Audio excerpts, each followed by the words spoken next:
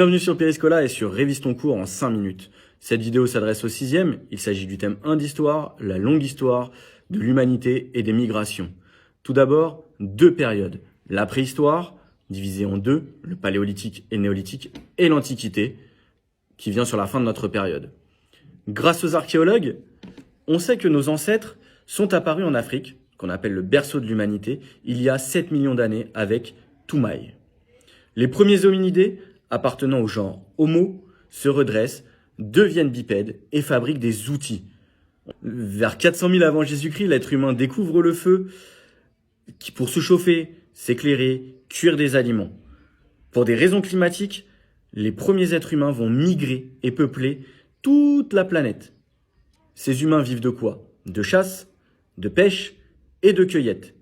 Et ils se déplacent pour récupérer leur nourriture, ils sont donc nomades. Enfin, ces êtres humains qu'on présente d'habitude comme arriérés dans les films ou dans les dessins animés, vont inventer l'art rupestre ou dit pariétal.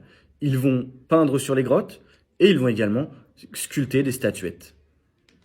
Et puis, vers moins 10 000 avant Jésus-Christ, dans les vallées fertiles du Proche-Orient, autour du Tigre, de l'Euphrate en Mésopotamie et du Nil en Égypte, les hommes découvrent l'agriculture et l'élevage.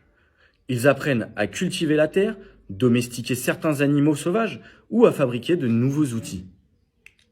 Les hommes du néolithique se fixent, construisent des villages et deviennent donc sédentaires. Et puis au sein de ces villages vont voir apparaître des hiérarchies avec des chefs qui vont être choisis parmi les plus riches, les plus habiles, les plus forts. Ils commencent à développer certaines croyances autour d'édification de mégalithes, vous savez, toutes ces grosses pierres là. Et ils vont aussi faire la guerre pour défendre ce qu'ils ont commencé à construire. Et puis on continue à avancer et vers 3500 avant Jésus-Christ, les villages vont se rassembler et former des cités-États. Ça c'est pour la Mésopotamie et des empires comme en Égypte. Le roi ou le pharaon fait les lois, protège les habitants, veille au respect des dieux. Les habitants sont polythéistes, c'est-à-dire qu'ils croient en plusieurs dieux. À la même période, les premières écritures vont apparaître, ce qu'on appelle alors tout d'abord les pictogrammes, puis les signes cunéiformes pour la Mésopotamie et les hiéroglyphes pour l'Égypte. Alors pourquoi apparaît l'écriture? Parce que les hommes en ont besoin. Pourquoi? Pour compter, pour transmettre des informations, raconter des histoires, honorer les dieux. Ces écritures, elles sont données à des pros, pas à n'importe qui, aux scribes. Ainsi, et c'est ce qu'il faut que vous reteniez, l'apparition de l'écriture marque le passage de la préhistoire à l'histoire, du néolithique à l'antiquité.